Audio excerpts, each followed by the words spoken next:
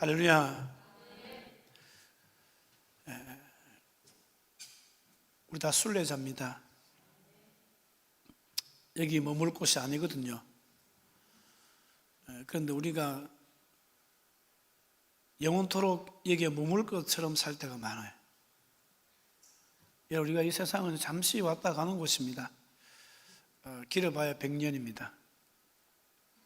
이 100년 이곳에서 우리가 예수를 만나야 되고, 여기서 예수를 만난 결과가 천국입니다.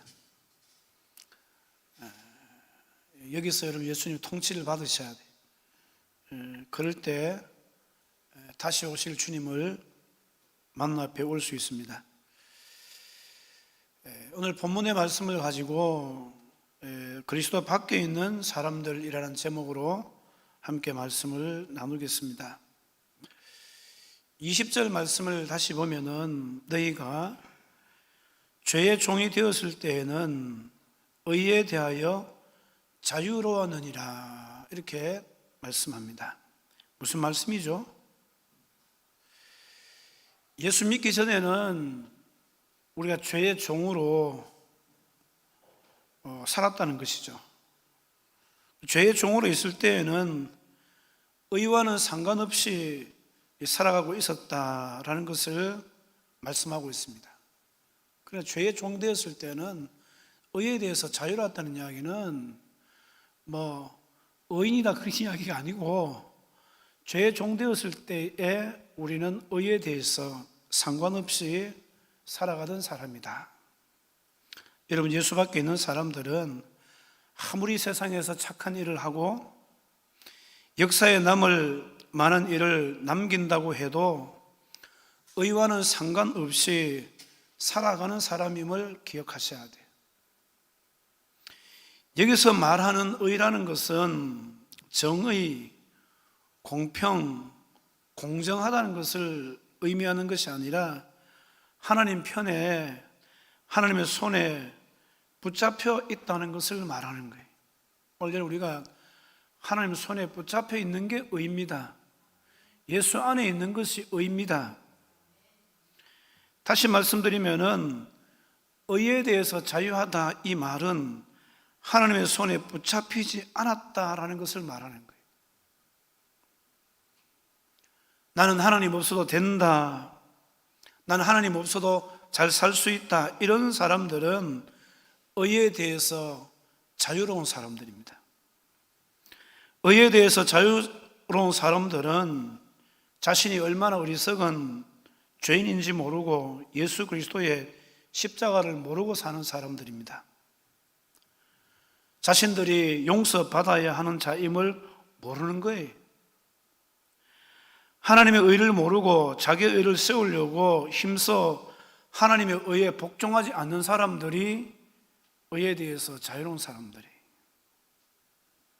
자신에게서는 나오는 것이 전부 다 배선물 같은 것밖에 없는데도 자신은 이 세상에서 상당한 가치가 있는 것으로 착각하는 사람들이 바로 이런 사람들입니다. 의에 대해서 자유로운 사람들은 우리가 흔히 생각하고 있는 술주정뱅이나 깡패, 도둑이 아니라 그들만을 이야기하는 게 아니에요.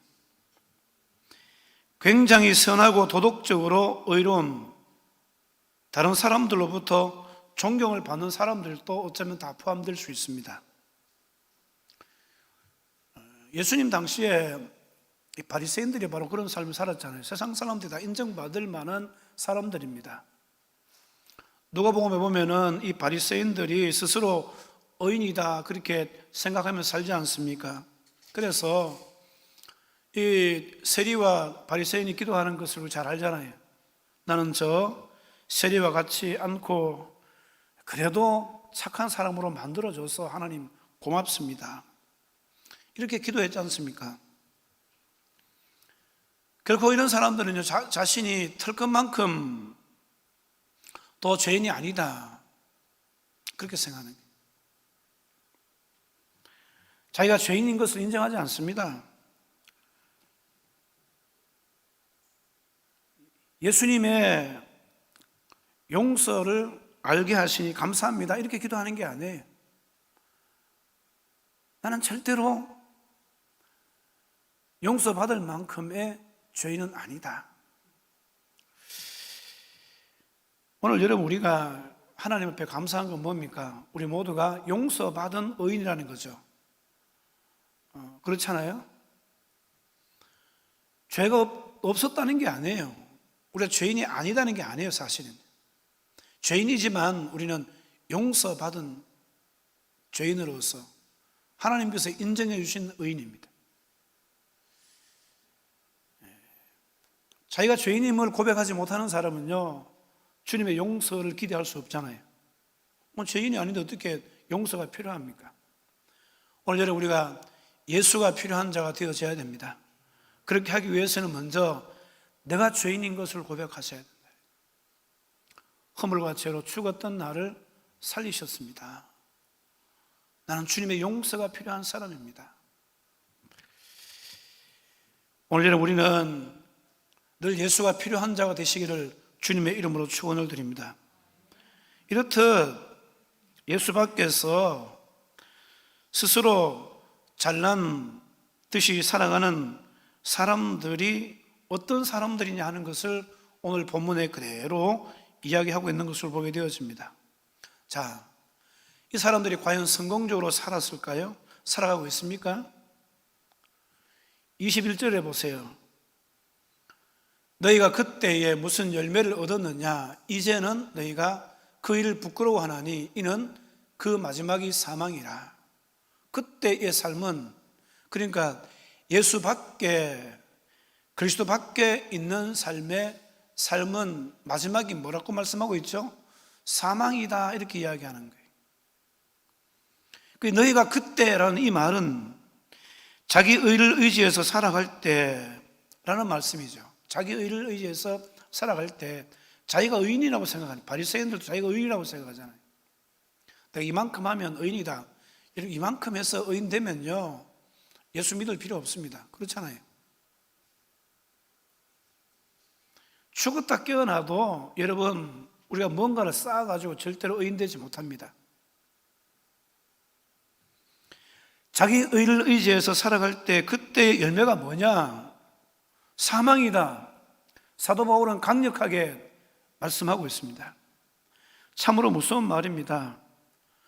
언제 그랬다는 이야기입니까? 그리스도 밖에 있을 때. 여러분 그리스도 밖에 있을 때 아무리 착한 일을 쌓아도 마지막은 사망인 줄 알아야 돼요.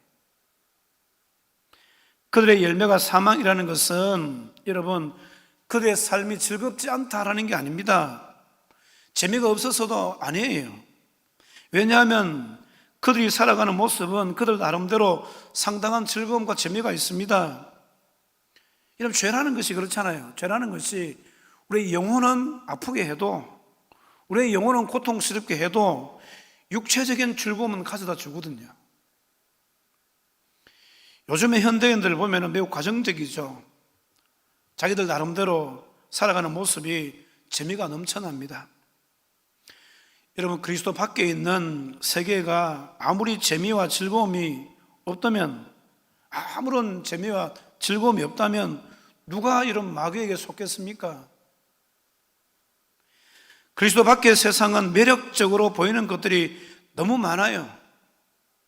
저것만 있으면 내 인생은 행복할 거야 라는 것들이 이런 세상에 깔리고 깔렸습니다. 즐겁게 산다는 측면에서 보게 되어지면은 여러분 그리스도 밖에 있는 사람들이 훨씬 더 재미있게 삽니다. 그렇잖아요. 적당히 술도 한 잔씩 하고 도박도 하고 육체적인 쾌락을 위해서 밤새도록 즐기고 그 세상에 재미난 삶들이 많아요. 그들의 사고는 훨씬 더 단순합니다. 아이고 쟤 때문에 뭐 때문에 그렇게 신경 쓰나, 죽음 이후의 삶에 대해서 고민할 이유가 뭐겠냐, 지금 이 세상의 즐거움을 다 누려도 끝이 없는데, 이런 식으로 그들은 말해요. 그래서 그들은 웬만한 삶에 대해서는 고민하지 않습니다. 그냥 먹고 살다가 죽자, 이런 먹고 살다가 죽는 인생이 그리스도 밖에 있는 인생들임을 기억하셔야 돼요. 그런데 여기에 비해 가지고 우리 예수 믿는 사람들, 그리스도인들의 삶은 육체적으로 볼 때는요 매우 고달파요. 얼마나 고달픕니까 여러분? 주일날 여러분 놀러 갈 때도 많은데, 그죠? 교회 와서 예배 드려야 되고 기도할 것이 많고 고민할 것이 많습니다. 그렇기 때문에 그리스도 밖에 있는 사람들의 삶의 모습이 훨씬 더 유쾌하고 어떤 때는 막 부러워할 때가 있잖아요. 솔직하게 이야기하세요. 네? 그렇잖아요. 안 그런 척하고 저 사람들 세상 사람 사는 거 보니까 막 즐거워 보여. 나도 저래 한번 살아봤으면 좋겠다. 예수 떠나서 이렇게 생각한 적도 아마 있을 거예요. 없다고는 보지 않습니다. 목사님들 가운데도 그런 분들 계시잖아요. 누가 새벽기도 만들었냐고. 누가 새벽기도 만들었냐고. 그러다 보니까 좀 편안히 쉬는 그런 분들도 부러워할 때가 있어요. 우리는 왜 저 사람들처럼 저렇게 살지 못하나 갈등할 때가 분명히 있다는 거예요. 만약에 여러분도 예수 안 믿으면 충분히 그렇게 살겠죠. 우리도 우리 마음대로 우리 하고 싶은 것 다 하면서 하나님 눈치 안 보면서 하나님처럼 독립하면서 살고 싶은 것이 여러분 사탄의 유혹입니다. 우리들에게 찾아오는 유혹이에요. 이것이 창세기 3장에 나오는 선악과입니다. 선악과는 다른 게 아니에요.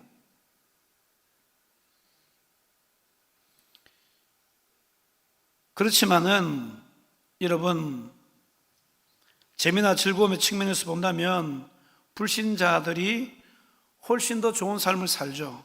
그러나 그 내면을 들여다보니까 우리가 부러워할 만한 것이 하나도 없더라. 왜 그렇습니까? 그들의 마지막이 너무 비참하다는 거예요. 그게 뭡니까? 사망이다.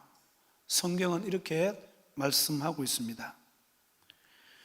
그들의 삶이 아무리 보암직하고 먹음직하고 탐스럽게 해도 여러분, 그러나 그 열매는 결국은 사망이다. 자, 그럼에도 불구하고 여러분 보암직하겠습니까? 먹음직하시렵니까? 탐스럽게 여기시렵니까? 지금 보여지는 게 다가 아니라니까요. 눈에 보기엔 좋아 보여요. 행복해 보여요. 야, 저렇게 사는 것이 천국이다 이렇게 보여요. 그렇지만 그리스도 밖에 있는 그 사람들의 삶 결국은요 마지막은 사망이다. 그러니까 전혀 우리는 부러워할 것이 없습니다. 아멘도 안 하시는 거 보니까 부러워하시는 것 같아. 그게 부러워 안 보여야 돼요. 그죠? 거기에 가서 노는 게 익숙해지면 안 돼요. 여기 앉아 있는 게 익숙해야 될 줄로 믿습니다. 그렇잖아요. 제가 옛날에도 한번 그 말씀을 드린 것 같아요. 교회에서 신앙생활하는 게 더 편하냐 아니면 바깥에서 노는 게 더 편하냐, 이런 카바레 가서 노는 게 더 편해요 아니면 교회에서 예배 드리는 게 더 편해요? 어떤 게 더 익숙합니까? 만약에 여러분 술에 취하고 카바레 가서 춤추고 노는 게 더 내게 익숙한 삶이다 그러면요 그 사람은 100% 세상 사람이에요. 근데 거기 가면 몸이 막 근질근질거려야 돼요. 내가 여기 왜 왔노 이게 지금. 근데 교회 오면 마음이 편하고 교회 오면 좋고 오늘 여러분 교회 왔는데 너무 행복하다, 이 자리가 진짜 내 자리다 이렇게 익숙해져 있다면 우리는 하나님의 사람인 줄로 믿습니다. 예수 안에 있는 사람이 예수 안에 있는 게 편해야 돼요. 예수 밖에 있는 게 편하다 그럼 그 사람 좀 의심해 볼 필요가 있어요. 근데 여러분 그들의 열매가 사망이다 이것을 깨닫는 순간 사실 여러분 아찔해지잖아요. 내가 그것도 모르고 그런 것들을 좋아했구나, 그런 것들을 자랑했구나, 그런 걸 부러워하고 살았더니, 그래서 오늘 21절 중반절에 보면은 너희가 그 일을 부끄러워하나니 그렇게 말씀을 하고 있습니다. 그리고 그 어리석음에서, 그 미련함 속에서 나를 건져주신 예수 그리스도에 대해서 찬양할 수밖에 없다는 거예요. 얼마나 다행인지 몰라요. 오늘 여러분, 우리가 그 사망의 자리의 소리를 생명의 자리를 옮겨오신 예수님을 찬양할 수 있기를 주님의 이름으로 축원을 드립니다. 야, 그거 좋다고 뭣도 모르고 살다가 지옥 갈 뻔했네, 마지막에 사망일 뻔했네, 그것도 모르고 그거 자랑하고.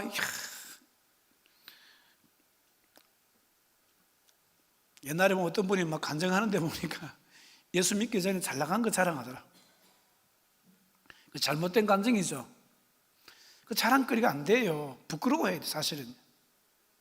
그리고 거기서 건져주신 우리를 하나님 앞에, 건져주신 하나님 앞에 찬양하고 감사할 수 있는, 그 은혜에 감격할 수 있는 그런 성도가 되셔야 돼.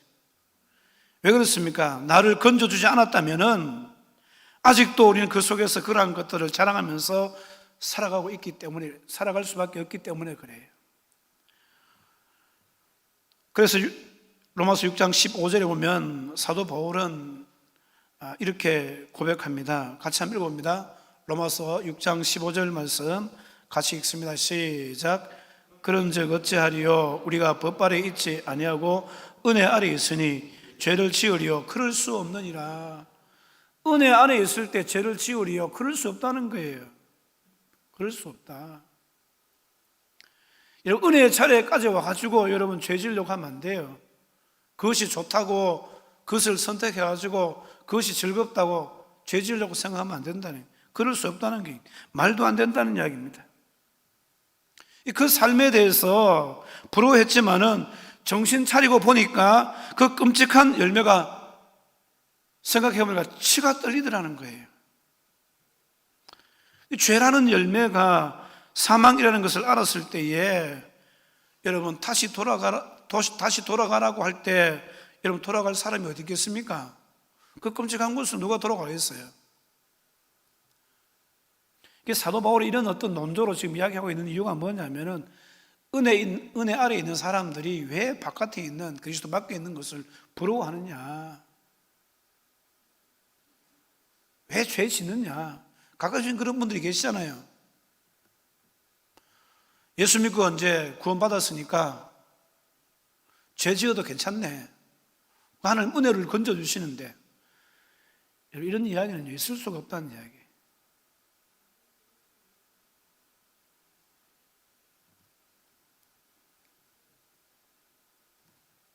오늘 여러분, 우리가 그리스도 밖에 있었던 그 삶에 대해서 부끄러워하고 하나님의 은혜에 대해서 감사하며 감격해야 됩니다.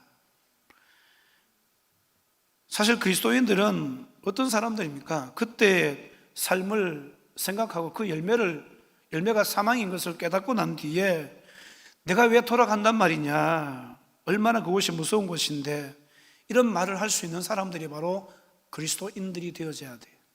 오늘 여러분, 우리가 되어져야 된다. 야, 내가 예수 안 믿었더라면 어떻게 되었었냐, 아직도 그 속에 살다가 결국은 사망이었지 않겠느냐. 여러분, 사망이라는 것이 무엇입니까? 그것은 사람들에게 어떠한 만족과 안식과 행복을 주지 못한다는 것입니다. 오히려 가면 갈수록 사람들로 하여금 지치도록 만들고 괴롭게 만들고 힘이 소진해서 지쳐 쓰러지도록 한다는 이야기. 그래서 이 전도서에 보면은, 전도서의 기자는 이렇게 이야기합니다. 헛되고 헛되며 헛되고 헛되니 모든 것이 헛되도다. 해 아래에서 수고하는 모든 수고가 사람에게 무엇이 유익하냐. 평생을 수고하고 애를 써도 결국은 피곤해서 쓰러지고 아무것도 이루지 못하는 것이 바로 그리스도 밖에 있는 삶이다 라는 것을 여러분 기억하시기 바랍니다. 그래서 전도서 기자 솔로몬은 전도서 2장 1절에서 이렇게 고백합니다. 그 후에 내가 생각해 본즉 내 손으로 한 모든 일과 내가 수고한 모든 것이 다 헛되어 바람을 잡는 것이며 해 아래에서 무익한 것이로다. 내가 행복을 잡기 위해서 수고하고 애를 썼지만 그것은 뭐 같다는 이야기예요? 바람 잡는 것과 똑같아, 이런 이야기. 결국은 아무것도 잡지 못하고 지쳐 쓰러지는 것이 바로 우리 인생이다. 이게 바로 예수 밖에, 그리스도 밖에 삶인 것을 기억하셔야 돼요. 그래서 여러분, 그리스도 밖에 있는 사람들은 신기루를 찾아 헤매는 것과 똑같습니다. 여기에 행복이 있는가, 저기에 행복이 있느냐. 그래가지고 그곳에 가보면 아무것도 없어요. 아무리 잡아도 행복인가 싶은데 그것도 아니고, 뭐 오아시스인가 싶은데 결국 가보니까 사막이고 아무것도 아니고 그냥 결국 지쳐 쓰러져 버린다는 거예요. 전도자가 책 속에 길이 있다는 거짓말에 속아서 책을 많이 보아도 아니었고, 농장을 많이 갖고 남녀 종들을 많이 가져도, 은금을 많이 가지고 찻집을 많이 두어도 그 인생 자체가 전부 다 바람 잡는 것과 똑같으라는 이야기입니다. 결국 사망으로 끝나더라. 결국 그 인생은 사망으로 끝날 수밖에 없다. 아무런 안식도 만족도 없이 결국은 피곤해 지쳐 쓰러지고 말더라. 솔로몬은 그렇게 고백하고 있습니다. 그러기에 여러분, 그리스도 밖에 있는 사람들은 얼마나 불쌍한 사람들인지 몰라요. 신기루를 쫓다가 결국은 바람만 잡은 뿐이라는 겁니다. 세상의 정신을 보여주는, 세상의 즐거움을 보여주는 대표적인 것이 저는 술이라고 생각되어지는데, 뭐 술을 마시고 즐겁게 춤을 추면서 놀아도 사실 그 속에는 고통과 두려움과 불안이 있는 거예요. 어디 그러한 것이 술뿐이겠습니까? 일시적인 평안을 주는 게 많잖아요. 마약 하시는 분도 있고 담배를 피우시는 분도 계시지만은 이런 것들이 전부 일시적인 평안을 줘요. 그러나 그 기운들이 떨어지게 되어지면은 여전히 피곤하고 불쾌해지는 것이 바로 그런 거 아니겠습니까? 그러한 불쾌감을 이기기 위해서 더 많은 술을 마시게 되고 더 많은 담배를 가까이 하게 되는 것이 바로 세상이다. 그리고 이 세상 자체는요, 온갖 거짓으로 여러분 진실로부터는 점점 멀어지는 거예요. 사람들에게 자꾸 신기루 잡듯이 그렇게 만들어가고 있어요. 뭔가 행복을 주는 것처럼 가장하고 있지만 행복 주는 게 아니에요. 이런 음부의 권세, 마귀 권세는요, 온갖 수단과 방법을 다 동원해가지고 여러분 우리를 유혹하고 미혹하잖아요. 그래서 어떻게 해서든지 그리스도 바깥으로 끄집어내기를 바라고, 죄짓게 만들고 병들게 만들고, 그래서 사로잡아서 결국은 사망으로 이끌고 가려고 하는 것이 바로 사탄 마귀다라는 것을 여러분 꼭 기억하셔야 돼요. 이 세상은요, 절대로 여러분 우리에게 만족 주지 못합니다. 예수 밖의 세상은 절대로 우리에게 행복을 주지 못합니다. 평안을 주지 못하는 거예요. 뭔가 가능성이 있는 것처럼 보여져도 그 가능성 금방 사라지고 맙니다. 사람들은 행복을 추구하기 위해서 오만 짓을 다 하잖아요. 오만 일을 다 하잖아요. 그래서 뭔가 만들어냈던 것들이 스포츠를 만들어내고 스크린을 만들어내고, 그래서 그죠? 이런 스크린을 통해서 온갖 또 이렇게 비도덕적인 이런 일들을 하고 그러지 않습니까? 근데 이것에 몰리면 금방 또 지치고, 또 지쳐가 다른 곳으로 옮겨가면 또 금방 보면은 그것도 행복이었고, 이게 보면 마치 신기루를 쫓아가는 것과 똑같다는 인생이.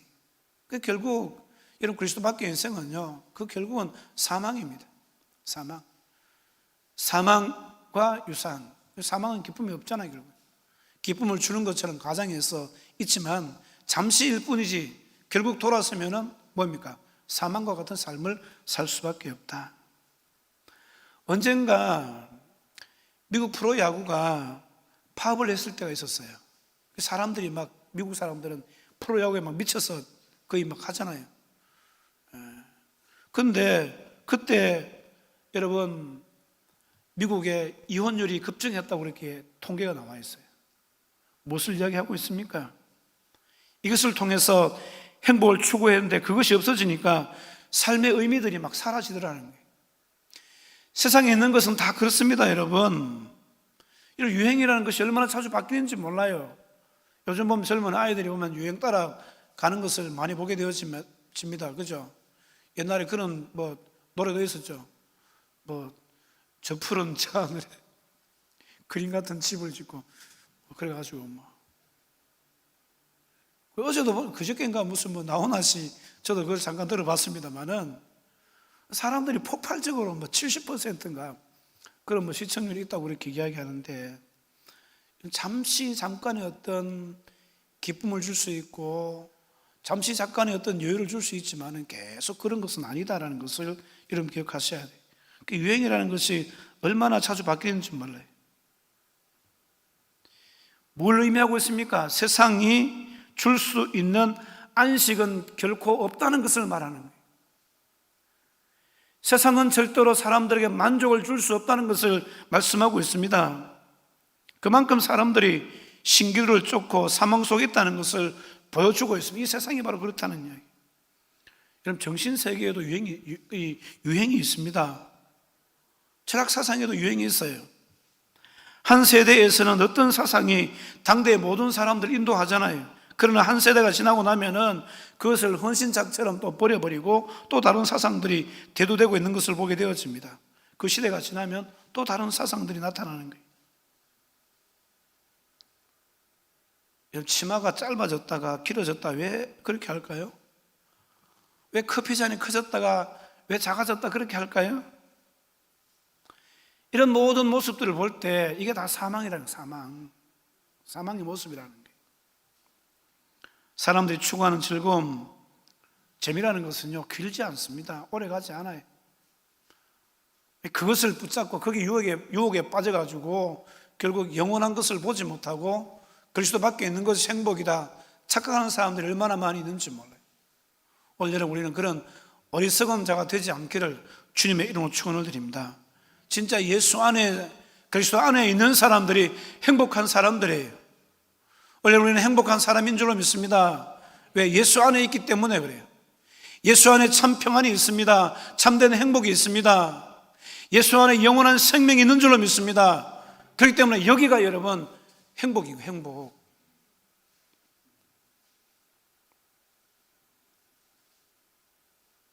요즘 보면은 세상이 너무 좀 난잡해져 가고 있지 않습니까? 영화를 만드는 데도 있어 보면은 교육적인 그런 영화를 만들면요, 절대로 유행이 되지 않습니다. 그렇잖아요.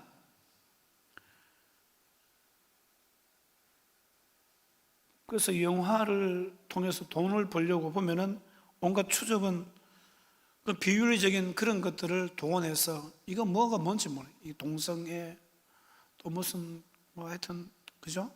난잡한 그런 것들이 사람들에게 또 유행이 되고, 퀴어 축제 하는지 안 하는지 모르겠습니다만은 이 붉은 대낮에 보면은 옷 벗고 이상한 퍼레이드 하고, 이것을 보면은 자기들만 누리면 되는데 그걸 또 양성화시키고, 그래서 많은 사람들에게 드러내고, 이런 포로나 주인공처럼 되고 싶은 것은 개인적인 희망인데 왜 그들은 바깥에 나와서 모든 사람들이 자기들에게 동조해 주기를 바라는지 몰라요. 볼성사납게 동물도 하지 않는 그런 짓을 희화시키고 있지 않습니까? 이게 지금 우리가 살고 있는 그리스도 밖에 사람들의 모습인 것을 보게 되어집니다. 결국 뭡니까? 그리스도 밖에 있는 자들은 사망이란 열매밖에 맺지 못한다 라는 것을 단정적으로 말씀해 주고 있다는 사실입니다. 사랑하는 성도 여러분, 예수밖에 그 어떤 것도 우리에게 만족 줄 수 없습니다. 기쁨을 줄 수 없어요. 참된 기쁨은 예수 안에 있습니다. 예수 안에서 참된 기쁨과 참된 평안을 누릴 수 있는 그런 성도가 되셔야 돼요. 그래, 여러분, 그리스도 밖에 있는 사람들의 삶 자체가 얼마나 불행한 삶입니까? 이런 불행한 삶을 살고 있는 저들을 여러분 그냥 가만히 놔두면 되겠냐 이 말이죠. 어떻게 선주는 예수의 복음 전해서 저들의 생명의 길로 인도해야 되고 예수 안으로 인도해야 될 줄로 믿습니다. 예레미야서 8장 12절 말씀에 보면은 이 그리스도 밖에 사람들의 구체적인 그런 모습들을 우리가 알 수 있는데 같이 한번 읽어보시면 시작. 그들이 가증한 일을 행할 때에 부끄러워하느냐 아니라 조금도 부끄러워하지 아니라 얼굴도 붉어지지 아니하느니라. 그러므로 그들이 엎드려질 것이라. 내가 그들을 벌할 때에 그들이 거꾸로 떨어지리라. 여호와의 말씀이니라. 자, 여기 보시면은 무슨 말인가 하면은 당시 이제 이스라엘 그 말기에 예레미야 선지자가 이스라엘 백성들 향해서 하는 이야기. 한마디로 이야기하면 이런 말입니다. 우리가 좀 더 당당하게 죄를 짓자. 당당하게 죄를 짓자. 이 속에 하나님 두려움이 있습니까? 그리스도 밖에 있는 사람들은요 다 이렇습니다. 우리가 그걸 보고 있지 않습니까? 지금 그리스도 밖에서 교회를 무너뜨리려고 하고 어떤 성적인 이런 문제를 가지고 자꾸 보면은 합법화 시키려고 하는 이런 사람들의 모습을 보면은 당당하게 죄를 짓자 이 모습이잖아요. 이런 당당하게 죄를 짓는 모습이 보기 좋습니까?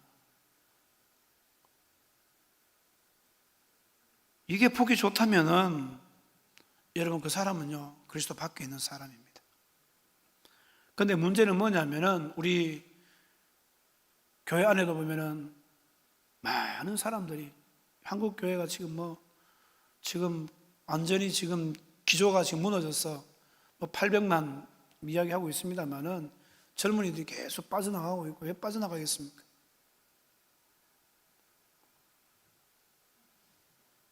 그런 어떤 현상들에 대해서 부러워하는 거예요. 전혀 감각이 없어요. 적어도 문화다. 그래서 거기에 이제 젊은 아이들이 보면은 마음이 뺏기는 경우가 종종 있는 것을 보게 되어집니다. 술 마시고 취하자, 즐겨보자. 그래서 게임에 빠지고 쾌락에 빠지고